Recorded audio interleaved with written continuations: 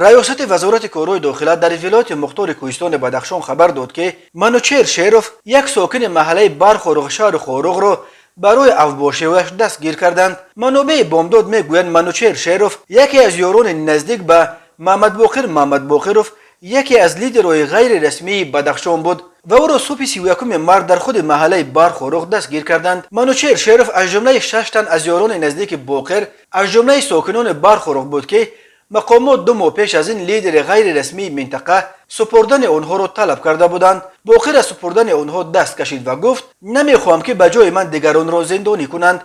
بنا به اطلاع رسمی به ضد شیروف منوچهر سال تولدش 1996 ساکن شهر خورغ کوچه ایجابوف از طرف پروکراتور ولایت مختار کوهستان بدخشان پرونده جنایتی تحت رقم 27534 با 2 ماده کودکس جنایتی جمهوری تاجیکستان 237 قسم 3 بند ا افباشی و 330 قسم 1 زوروری نسبت به نماینده دولت آغاز کرده شده است. میلیسای بدخشان میگوید منوچهر شیروف از جمله به آن گمان بر می شود که 14 نوامبر سال 2021 تخمینا ساعت‌های 13:30 در یک جایکی با اعضای متشکل جنایتی شهر خورغ محمد باقروف، شعبانوف جمشید و دیگران در پاسگاه محله تیرچید شهر خورغ به کارمندان ریاست وزارت کارهای داخلی با تبر هجوم کرده زخم دار نموده بود. از سحنه 9 دکبر سال 2021 نسبتش پرونده جستجویی تحت رقم 4382 آغاز گردیده در جستجوی رسمی قرار داشت. روز 14 نوامبر در پاسگاه تیرچید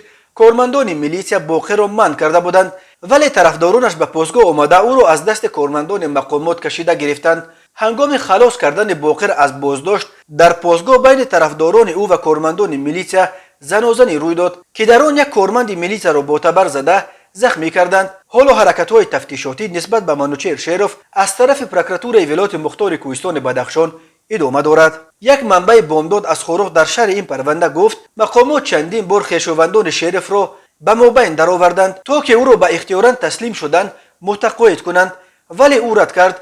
به این دلیل شیروف منوچهر صبح 31 مارس در خود برخورغ دستگیر شد. گفتم صحبت بامداد به ضد خود باقر نیز مقامات بر اساس چند بند قانون از جمله تحقیر و لطکوب نماینده دولت پرونده گشودند.